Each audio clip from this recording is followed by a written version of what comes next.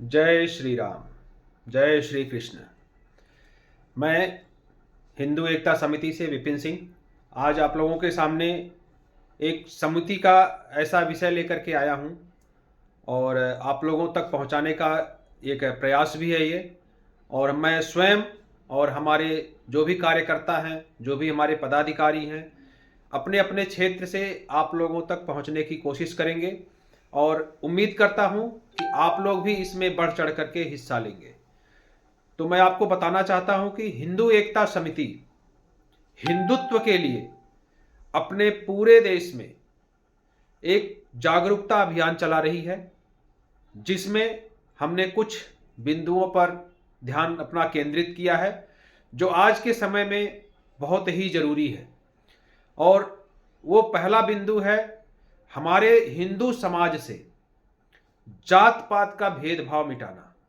और ये जात पात का भेदभाव तभी मिटेगा जब हम लोग अपने सनातन धर्म के बारे में जानेंगे, हमारी जड़ें क्या है उसके बारे में जानेंगे, हमारे पूर्वजों ने क्या लड़ाइयाँ लड़ी, हमारे पूर्वजों ने किस स्वाभिमान के साथ जिया या कितनी भी यातनाएं झेली, लेकिन वो अपने हिंदुत्व के लिए खड़े रहे, अपने पथ पर अडिग रहे और उन्होंने अपना धर्म नहीं बदला। लेकिन आज हमारे कुछ ऐसे बीच में षड्यंत्रकारी पैदा हो गए हैं जो अपने निजी स्वार्थ के लिए हमारे सभी हिंदुओं को जात पात के भेदभाव में बांट रहे हैं। कोई एक हाथ में संविधान लेकर के घूम रहा है तो ये दूसरे हाथ में मनुस्मृति का हवाला दे रहा है कि इसमें मनुस्मृति में लिखा गया है कि ऐसे ऐसे लोगों के साथ ऐसे ऐसे करना चाहिए। तो मैं आप लोगों को कहना चाहता हूं कि जिसको भी आपके सामने अगर कोई भी व्यक्ति अगर ये आपसे कहता है कि मनुस्मृति में हमारे धर्म हमारी जाति के प्रति ऐसी गलत बातें लिखी गई हैं, तो आप स्वयं उससे पूछिए, ये आपका अधिकार है। आप उससे पूछिए कि किस अध्याय में लिखा गया है और कहाँ लिखा गया है। और मैं आपको बताना चाहता हूं कि मनुस्मृति में जो भी लिखी गई हैं बातें, वो उसमें मिलावटी की गई हैं। आपको अगर मनुस्मृति पढ़ना है तो मैंने उसके बारे में डिटेल में अपने पिछले वीडियो में उस जानकारी दी हुई है। उसका किताब का नाम है विशुद्ध मनुस्मृति, जिसमें कोई मिलावटी नहीं है। आप लोग उसको अमेजॉन से परचेज कर सकते हैं और उसको पढ़ सकते हैं और फिर आपको असलियत पता चल जाएगा कि हमारे समाज में अपने आप को फायदा पहुंचाने के लिए हमें किस तरह से बांटा जा रहा है। तो हमारा दूसरा मुद्दा जो है वो है लव जिहाद। लव जिहाद एक ऐसा विष पैदा हुआ है हमारे समाज में कि हमारे लड़कियां, हमारी बेटियां, हमारी बहनें जो नहीं समझ पा रही हैं और वो उस दलदल में फंसती हुई चली जा रही हैं। तो हिंदू एकता समिति का ये भी एक आह्वान है कि आप लोग इसमें बढ़ चढ़ करके हिस्सा लें और अपने आसपास के बहू बेटियां बहनें जो भी हैं उनको समझाएं, अपने सनातन धर्म के प्रति बताएं और जो समाज में इस तरह के षड्यंत्रकारी घूम रहे हैं अपना बहुरूपिया भेष बदल करके, उनके बारे में भी अवगत कराएं।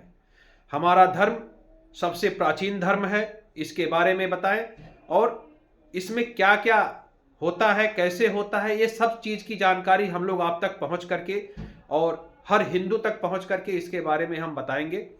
तीसरा हमारा है सनातन धर्म का प्रचार प्रसार करना। सनातन धर्म मजबूत होगा, हम मजबूत होंगे, हमारा देश मजबूत होगा।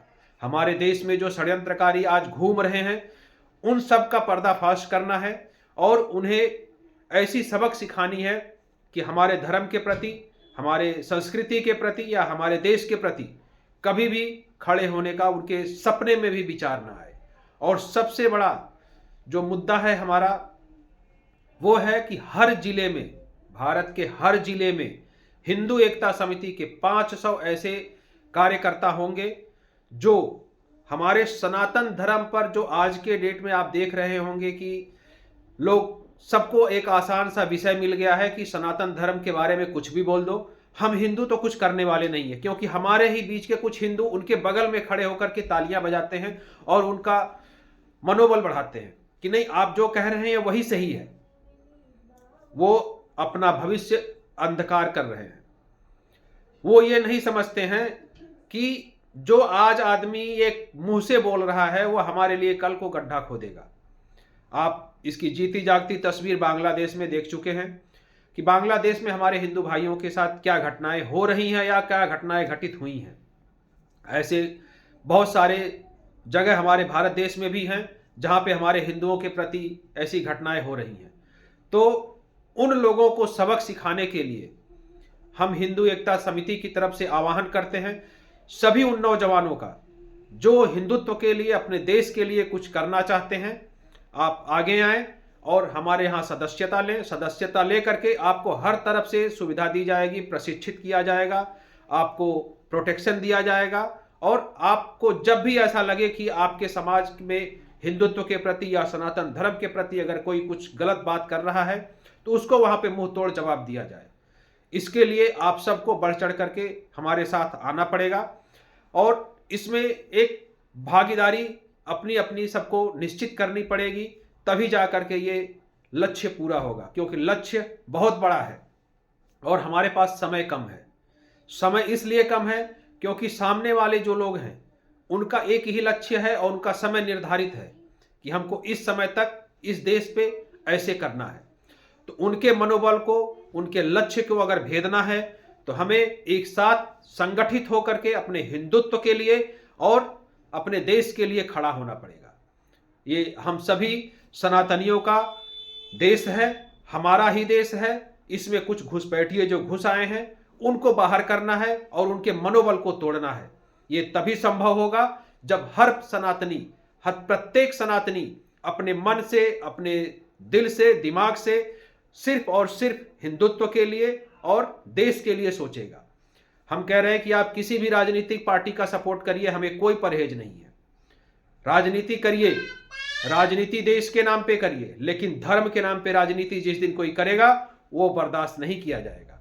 आप सबसे निवेदन है कि आप किसी भी पार्टी को अगर आप सपोर्ट कर रहे हैं, आपके नेता को क्लियर इंस्ट्रक्शन दीजिए कि आपको जो भी बोलना है आप अपने राजनीति के बारे में बोलिए, अपने विपक्षियों के बारे में बोलिए, सरकार के कार्यों के बारे में बोलिए, लेकिन धर्म के बारे में बोलना है तो आप विपरीत मत जाइए, आप सापेक्ष दिशा में चलिए। गलत बातें बर्दाश्त नहीं की जाएंगी और कतई बर्दाश्त नहीं की जाएंगी। इसलिए मैं आप सबसे निवेदन करता हूं कि अधिक से अधिक हिंदू भाई जागृत हों और हिंदू एकता समिति को मजबूत करें, जिससे हम आने वाले समय में आप तक पहुंच करके अपने धर्म का, अपने देश के प्रति जो हमारा उत्तरदायित्व है उसको निभाएं और आप लोगों को भी प्रेरित करें ऐसा करने के लिए। इसी के साथ मैं अपने वाणी को विराम देता हूं और लास्ट में एक ही नारा है हिंदू एकता समिति का, जागरूक हिंदू, मजबूत हिंदू। जय श्री राम।